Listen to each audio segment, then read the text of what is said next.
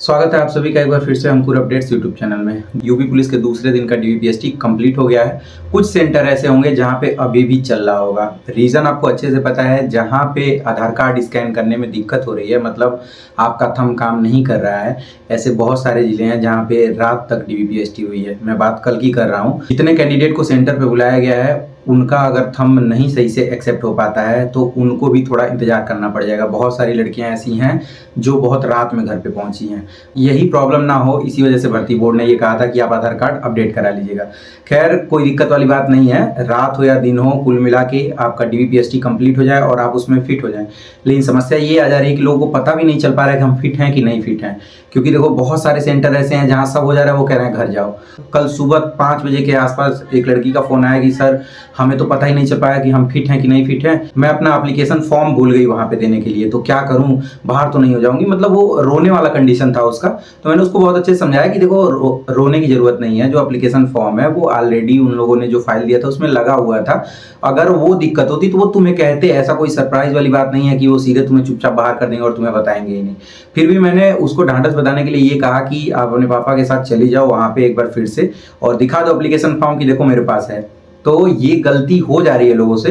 तो इस वजह से जिनका भी डीवीपीएसटी 28 तारीख यानी कि कल में है, वो लोग ये गलती नहीं करेंगे। जब उनका डीवीपीएसटी हो जाए, साइन वाइन हो जाए, तो उनसे पूछ लीजिएगा, मतलब एकदम क्लियर वे में कि सर मैं पास हो गई हूँ या फेल हो गई हूँ। ठीक, तो वो चीज़ आपको बता देंगे। क्योंकि इस बार लिस्ट नहीं जारी की जा रही है कि कितने लोग फिट हो गए हैं, कितने लोग अनफिट हो गए हैं। सबसे बड़ी समस्या क्या क्या हो रही है, 2 दिन के डीवीपीएसटी कंप्लीट होने के बाद सबसे बड़ी कौन कौन सी समस्या आ रही है, ये चीज़ जानना बहुत जरूरी है। क्योंकि अभी भी आगे आपको पता है 3 फरवरी तक डीवी और पीएसटी चलनी है। लड़कियों में सबसे ज़्यादा प्रॉब्लम आ रही है जो ईडब्ल्यूएस कैटेगरी की हैं। ईडब्ल्यूएस कैटेगरी में वैसे तो बाहर होने की उम्मीद कम थी, लेकिन कुछ गलतियां ऐसी हैं जिसमें वो आपको जनरल में भी डाल देंगे। आपको लग रहा होगा कि कोई भी ईडब्ल्यूएस का सर्टिफिकेट ले जाके दे देंगे, वो आपको ईडब्ल्यूएस में डालेंगे। नहीं, ऐसा नहीं है। जो शायद चौथे महीने 2023 से पहला महीना 2024 के बीच का है ना, मतलब जो कॉमर्शियल ईयर दिया गया था कि ईडब्ल्यूएस का सर्टिफिकेट होना चाहिए, अगर उस ईयर का नहीं है तो सीधे सीधे जनरल में डाल देंगे। इसके लिए कोई एफिडेविट नहीं चलेगा। ये क्लियर वे में आप लोग समझ लीजिए। एक बार के लिए ये चल जा रहा है कि आपका ओरिजिनल गायब हो गया, फोटोकॉपी को अटेस्ट करवा के ले जाके वहां दे रहे हो, तो वो मान लिया जा रहा है। लेकिन कॉमर्शियल ईयर सही होना चाहिए, इस चीज़ का एकदम ध्यान रखिएगा। अगर ये चीज़ नहीं होगा तो जनरल में जाने के लिए तैयार रहिए। अब दिमाग में आपके आएगा कि क्या जनरल में हमें दौड़ने के लिए बुलाएंगे, तो अगर आपका मेरिट जनरल के हिसाब से होगा तभी आप आगे के लिए बुलाए जाओगे, वरना नहीं बुलाए जाओगे। तो ईडब्ल्यूएस सर्टिफिकेट की प्रॉब्लम खत्म हो गई। ओबीसी के लिए तो एकदम स्ट्रिक्ट है। पहले से ही दिया गया था कि इस डेट से इस डेट के बीच का होना चाहिए। अगर उस डेट का नहीं है, जाति प्रमाण पत्र की बात कर रहा हूं मैं, अगर नहीं है तो आप भी जनरल में जाने के लिए तैयार रहिएगा, भले ही उसके बाद नया बनवा लिए हो। जो निवास प्रमाण पत्र है वो चल जा रहा है, वो 4 साल पुराना हो या 6 साल पुराना हो, कोई दिक्कत नहीं हो रही है, उसके लिए माफ कर दे रहे हैं। एससी और एसटी में जाति और निवास की कोई लिमिटेशन नहीं है, मतलब कितना भी पुराना हो चल जा रहा है। एससी और एसटी का जो जाति प्रमाण पत्र है उसमें स्टेट और सेंट्रल का प्रॉब्लम आ रहा है, लेकिन वो मान्य किया जा रहा है। क्योंकि आपको पता है कि आप लोग स्टेट में एग्जाम दे के और स्टेट का डीवीपीएसटी करा रहे हो, तो प्रॉब्लम वही होती है कि कुछ जातियां स्टेट में एसटी में आती हैं या फिर एससी में आती हैं, कुछ को जो सेंट्रल गवर्नमेंट है वहाँ पे ओबीसी में डाला जाता है। तो आपको सेंट्रल गवर्नमेंट की कुछ वैकेंसी में प्रॉब्लम हो सकता है, बट यहाँ नहीं हो रहा है। समस्या आ रही किस चीज़ में ज़्यादा बाहर हो रही हैं लड़कियाँ, लड़कियाँ मैक्सिमम हाइट में बाहर हो रही हैं, डॉक्यूमेंट में बहुत ही कम बाहर हो रही हैं। मैंने जो जो आपको बताया कि वो चीज़ प्रॉब्लम नहीं है तो आपको डॉक्यूमेंट में पास कर दे रहे हैं। हाइट में प्रॉब्लम हो जा रही है उस सेंटर पे जहां मैनुअल नापा जा रहा है। मैनुअल की भी एक सेकंड के लिए गलती नहीं मैं मानूंगा। गलती मान रहा हूं मैं उन बच्चों की जो लोग अभी तक आंख बंद करके सीधे चले गए हैं लंबाई नपवाने। भाई मैंने आपको बताया था ना कि थोड़ा अच्छे से प्रैक्टिस कर लेना। आप अगर बॉर्डर पे हो, देखो 1 सेंटीमीटर का गैप वो कवर कर देते हैं भाई। अगर 153 हो तो वहाँ 152 के अंदर मिला देंगे वो। अब वहाँ लड़की मिली थी, मैंने आपको बताया था ना पिछले वीडियो में, वो कही कि आगे से पकड़ के मैडम मेरा सर ऐसे कर दी और मेरा 151.5 ही आया, और जबकि मैं घर पे 153 हमेशा नापी थी। अब उनको अच्छे से हम समझाए भाई, अब फॉर्म भरी हो कि नहीं, तो बताए कि सर फॉर्म भरे हैं, अभी 2 बजे के बाद मजिस्ट्रेट साहब आएंगे, उनके सामने नपेगा। कुछ लोग कह रहे हैं कि मान लो बाहर करेंगे तो वो आपत्ति वाला फॉर्म कैसे भरेंगे।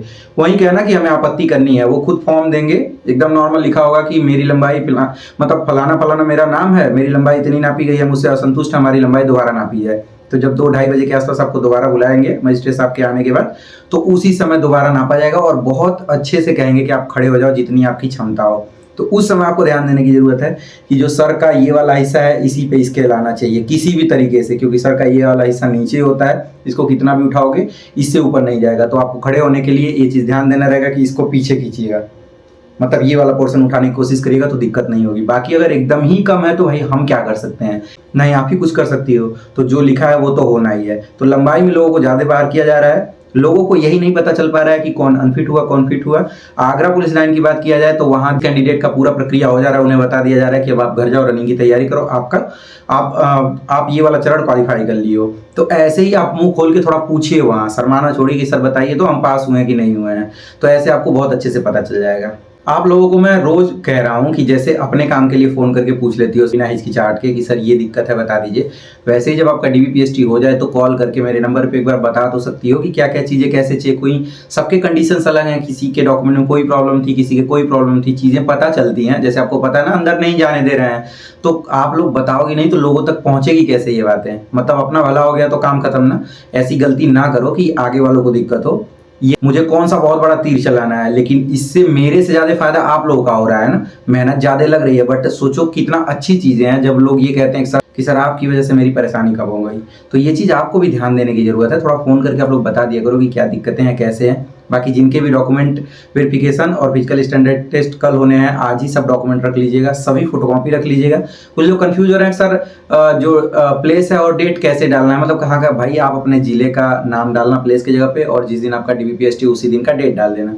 बाकी बैग अंदर लेके जाना, और लिखा तो है कि बैग अलाउ नहीं है या फिर ये अलाउ नहीं है, बैग और मोबाइल अंदर लेके चले जाना आराम से, उसमें साइलेंट करके रख देना बैग। बस फोटो और वीडियो मत बनाना, कोई दिक्कत नहीं होने वाली, सुविधाएं सब कुछ अच्छी हैं। मैनुअल वाले जो मशीन है उसे डरने की जरूरत नहीं है, पहले ही आप डर जाओगे तो वहाँ पे अच्छे से नहीं खड़े हो पाओगे। तो आप थोड़ा तरीके से खड़े होना सीख लो। अगर आप बॉर्डर पे हो तो वहाँ जाओ तो लेट जाओ, नीचे नहीं लेटने का वो मिला है, किसी भी तरीके से शरीर को थोड़ा सा रेस्ट मोड दो ताकि चीज़ें नॉर्मल हो जाए, और खड़े होने का तरीका सीख लोगे तो दिक्कत नहीं होगी। बाकी लगातार चल रहा है, मैं कल फिर लगभग 1 बजे के आसपास जो पुलिस लाइन है उसके सामने रहूँगा। मतलब आगरा पुलिस लाइन सामने या इधर उधर जस्ट, और वहाँ अगर आप लोग आने वाली हो जिसका भी यूपी पुलिस का डीवीपीएसटी है तो आप अपना डीवीपीएसटी कंप्लीट करने के बाद एक बार जरूर वीडियो में बताना कि किस तरीके से हुआ, कौन सी दिक्कत थी कौन सी नहीं दिक्कत थी। मैक्सिमम दिक्कत के लिए बहुत सारे ऐसे दिक्कत है जिनके लिए एफिडेविट माना जा रहा है, तो टेंशन ना लो।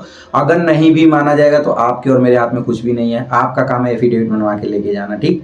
बाकी आराम से सेंटर पे पहुंचना, कोई दिक्कत वाली बात नहीं है। जिनका डीवीपीएसटी 2 दिन में हो गया है ना, वो रनिंग में थोड़ा भी ढिलाई ना बरतें, रोज रनिंग करने जाएं, ठंडी बढ़ती जाएगी।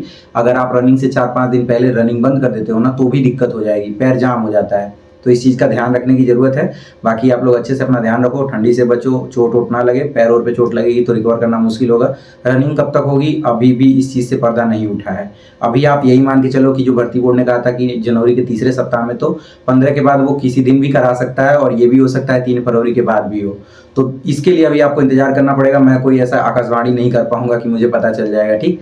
तो मिलते हैं अगले वीडियो में इस उम्मीद के साथ कि आप लोग अपना डॉक्यूमेंट अच्छे से रख लिए होंगे और कल अपने सेंटर पे टाइम से पहुंच जाएंगे। कुछ लोग कह रहे हैं कि सर लेट पहुंच जाए तो काम चल जाएगा क्या। भाई कौन सा खेत में पानी चलाना है, टाइम से पहुंच जाना। 9-9:30 बजे के आसपास स्टार्ट हो जा रहा है डीवीपीएसटी, 9:30-10 बजे भी पहुंचोगे तो कोई दिक्कत नहीं है। सुबह से 3 बजे तक के बीच में कभी भी आप पहुंच जाओगे, आपका डीवीपीएसटी हो जाएगा। कोई इसमें डरने वाली बात नहीं है। जो लोग किसी भी कारणवश वहां नहीं पहुंच पाने वाले हैं, मतलब जिस दिन उनका डीवीपीएसटी है, वो लोग अपने वजह के साथ वहां एप्लीकेशन दे देंगे। मतलब जैसे किसी को चोट लग गया है, या फिर अगर चोट लगा है तो उनके घर वाले, और अगर मान लो पेपर ऊपर या फिर कुछ और है तो ये सारी चीजें प्रूफ के साथ वहां लेके चले जाइएगा। मिलते हैं अगले वीडियो में, तब तक के लिए अपना ध्यान रखिए, बाय बाय।